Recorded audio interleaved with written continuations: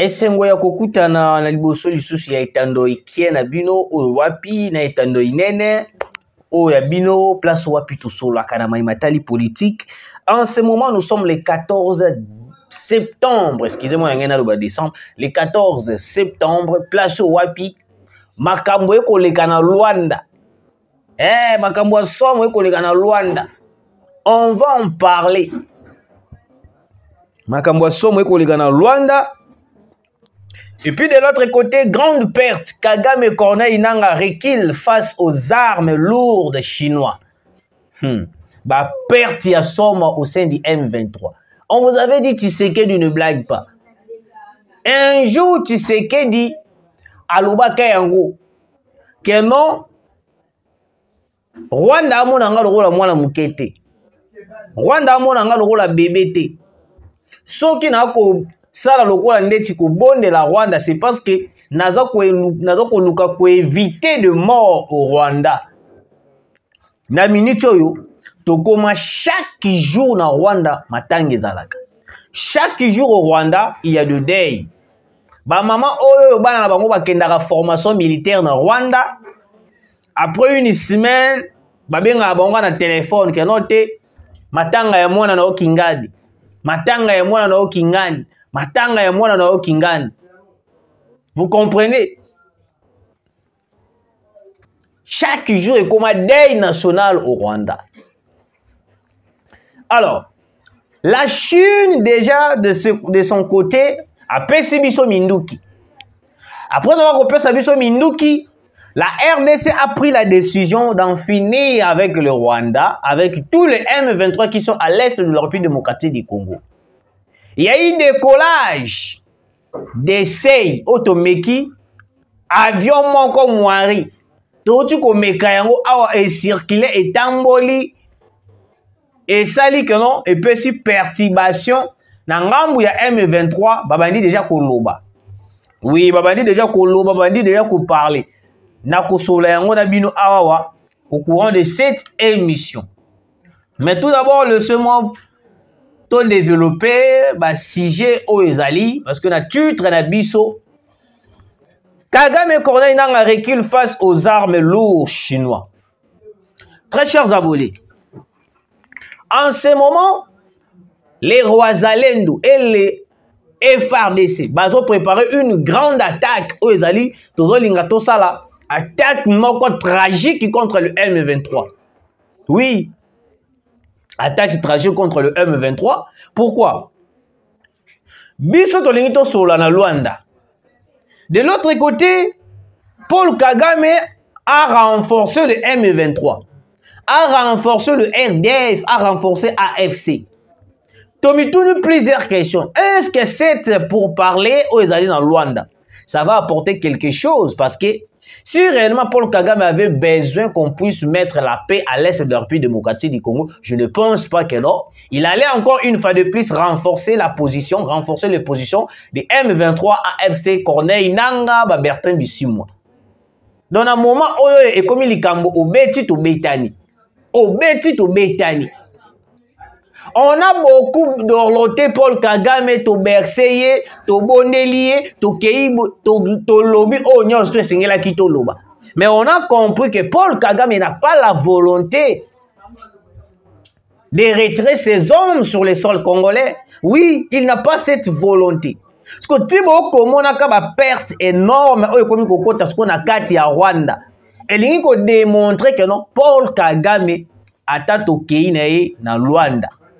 Na Brazza, na États-Unis, na Chine, na Russie, il n'acceptera jamais de quitter le sol congolais sans pourtant avoir le bénéfice ya Oya Koluka. Parce qu'il est manipulé par l'Occident. Il est manipulé par l'Occident. Alors l'Occident pousse Paul Kagame de refuser, de continuer à résister, à persister sur ce qui se passe à l'est de la République démocratique du Congo. Il y a de pertes énormes au Salami à l'est de la République. On a mis une question. Malgré la dictature, il y a Paul Kagame. Pourquoi la population rwandaise ne se lève pas baganga atako ganga parce que bakoki koboma 2 personnes 3 personnes mais jamais akoki koboma 2 millions de personnes to 2000 personnes on va marcher contre cette dictature parce que général rwandais moko a Telemaka en pleine réunion au Paul Kagame avant dit ça tous les militaires alors même président Paul Kagame au kotinda biso to kende koboma na est de la République voisin na biso mais eloko zo kamwisa biso étant donné to ali ba militaire na yo soki tokei koboma na est de la République tozwi ba minerai ya République démocratique du Congo oli biso moko ba Rwandais to bénéficier na minerai yango mais biso ba Rwandais tozo bénéficier na minerai yango te mais les États-Unis et l'Occident de ba ko bénéficier na minerai yango alors que biso ba Rwandais biso ba militaire na yo tozo kufaka na est de la République Paul Kagame tanga yo ki réflexion ya militaire na yo wana asali crise oh wa pa kena ko se retrouver na Pays-Bas donc en quelque sorte la population rwandaise ba komi ko comprendre que non eloko to ko bundela ezali yango ya biso te eza bénéfice ya ba occidentaux. Oui, l'Occident en bénéficie en 100% par rapport au Rwanda. Donc le Rwanda, il y a le rôle à pas. Il y a le rôle à pas. Donc il y a le rôle à kaka akanga mbisi. Soka kangi mbisi, msu ba pese kaka kisuka pamba. To ba pese kaka liswa pamba lia. Mais nyon surtout etangami ba kombo ya minerai. Ezo kene na Occident. Alors qu'il y a de grandes pertes au Est, bah Rwandais, bah Kokufa, bah Ougandais, bah Kenyan, bah Kokufa. Mais en retour, les États-Unis d'Amérique bénéficient beaucoup par rapport au Rwanda, par rapport aux autres pays qui participent dans cette complicité noire contre la République démocratique du Congo. Et là, on se voit comme ici, bango ezali nini. Minduki eye awa na Kinshasa eye ana RDC plutôt Tshisekedi alobi je suis favorable à faire maintenant la guerre contre le Rwanda et tous ses alliés. Déclaration na esali bango nzoto malili boyo parce que États-Unis maraoni asali. Une délégation américaine a été reçue par le président du Sénat de la RDC, le speaker du Sénat Jean-Michel Tshama-Lukonde a reçu vendredi 13 septembre 2024 a reçu vendredi 13 septembre 2024 en audience dans son cabinet de travail au Palais du Peuple l'ambassadrice des États-Unis Lizzie Tramlin Nzambalola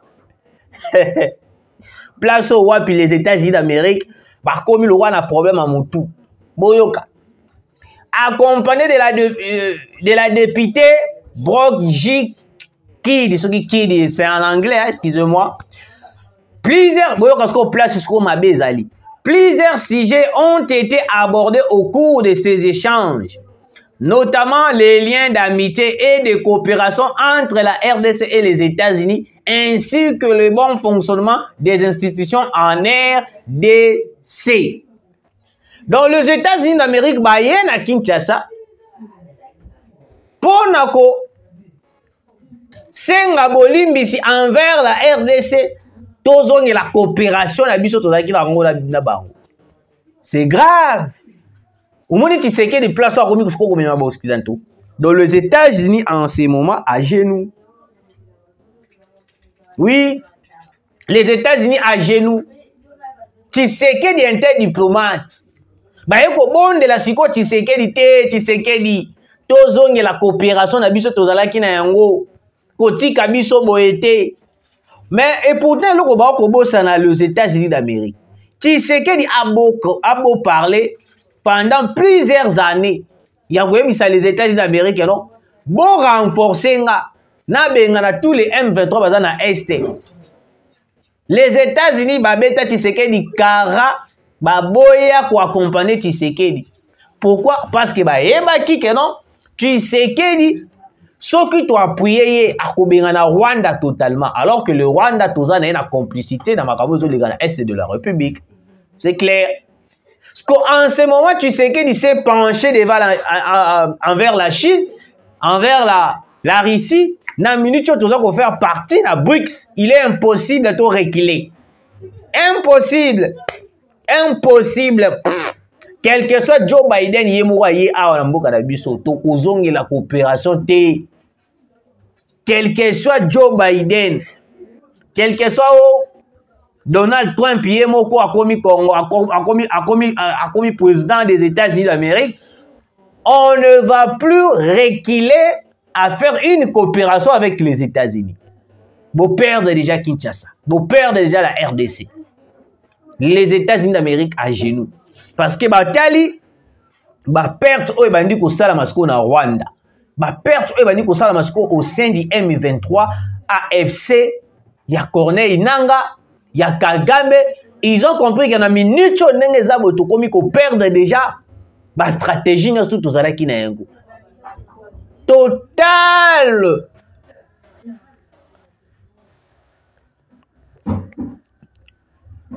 Plan, on va préparer.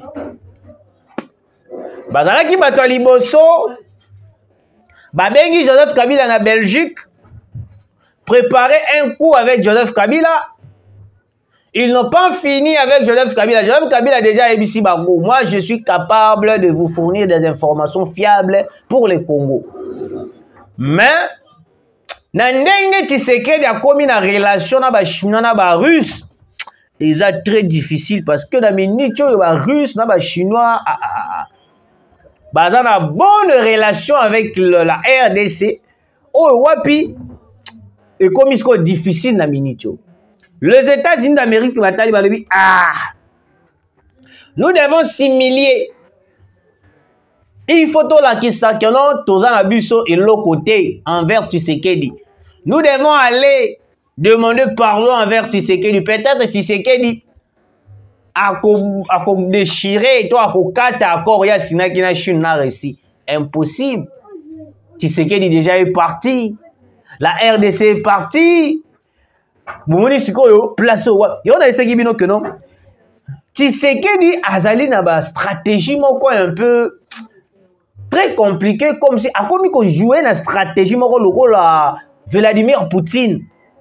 Nyonso wana ni kovanda na Poutine Tshisekedi a komi ko zwa ba mayele moko un peu très avancé o wapi batwana ba komi ko comprendre te ba mi tuna question est-ce réellement c'est Tshisekedi Outo ezali papa na yende azako incarner corps ya Tshisekedi. Plusieurs questions se posent.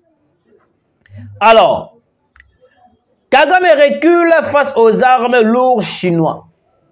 Les États-Unis accueillent Kofu comme la RDC, tous sa coopération.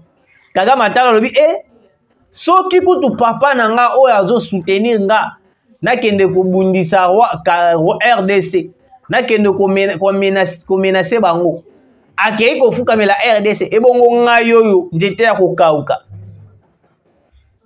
Je vous parle na minute o na ko Sabino, il y a repli de M23 dans plusieurs positions qui est à l'est de la République. Bakoumi ko banga de bakoumi parce que les États-Unis ont compris déjà la grandeur. Il y a renfort, il y a militaire renfort, il y a armes lourdes. Oh, Chine a pesi bango, a pesi RDC. Et comme l'eau mususu. Et comme l'eau mususu. Oui, et comme l'eau mususu. Alors, en ce moment, très chers Congolais, Kagame avait ordonné naba militaire na RDF et puis ba M23 ba komi ko kangabisa kana plusieurs positions ba komi ko kima ba komi ko sundola yango ba komi ko sundola yango makambu ya Luanda Nzambe Lorenzo a komi ko za position ya RDC. Voilà, c'est une bonne chose, c'est une bonne chose. Nalandi commentaire moko esalinga posa ko seka mais na seki pe kaka balobi boy À Luanda, le président congolais Félix Antoine Tshisekedi a écrasé Paul Kagame. Waouh! Toute la rhétorique de Kagame assis sur la manipulation et le mensonge ont été déshabillés par le président Félix Antoine Tshisekedi Tshilombo Fachi Béton. Vous comprenez? Ha, Mathieu Balouki. Naye suko awa. Place suko yo. L'oreille Swalinga bembisi la bango dossier. Ha. L'État terroriste du Rwanda reconnaît son agression terroriste contre la RDC et prépare le retrait de ces terroristes RDF. Na Luanda na Minichoyo. Le Rwanda, Paul Kagame, a reconnaître agression terroriste et militaire na kati ya République démocratique du Congo. Wow! Isenga Tshisekedi azala pour que tout comprendre ba makambo susu. Isenga Tshisekedi azala na pouvoir pour tout comprendre que non, il y avait quelqu'un, un président, au akonda le roi la soke loko nini wana yemtamina na sakabiso na est de la République. La RDC et Joao Lourenço exigent le retrait de la RDF pour parvenir à un accord de paix et exclut toute forme de négociation avec le terroriste M23. Plan na bango esimbité. Plan esimbité nzamba lola.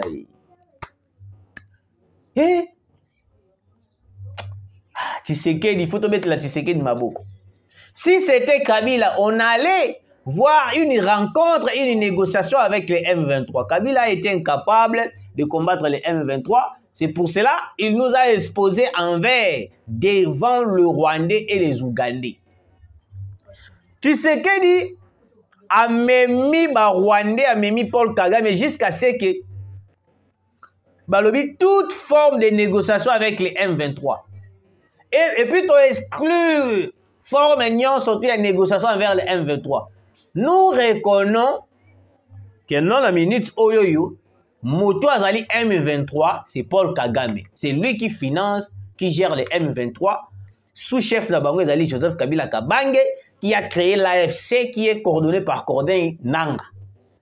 Alors, chef de Bango Azali Paul Kagame, nous on ne va pas négocier avec le Rwanda, les M23, AFC, Cordin Nanga.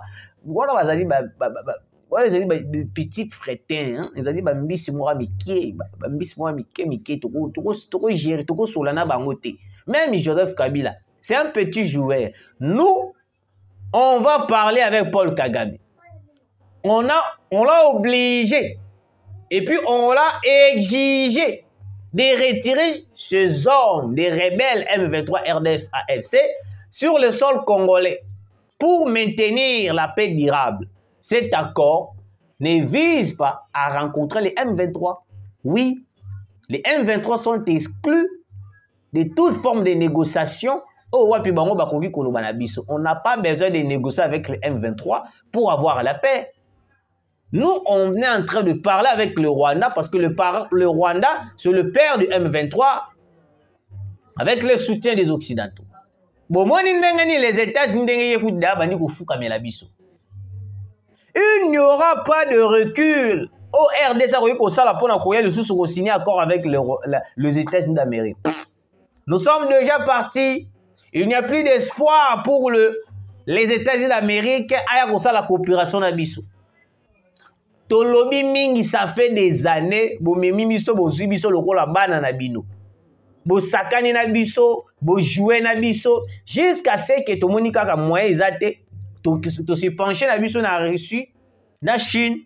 En ce moment, to bossa na nyonso na minute oyo la RDC azoko envisager déjà d'attaquer le Rwanda, d'attaquer Kigali et puis de ramener la paix durable à l'est de la République démocratique du Congo. Oui. Alors, pour terminer, Bande Konanga, cette émission, il y a une nouvelle qui vient de tomber.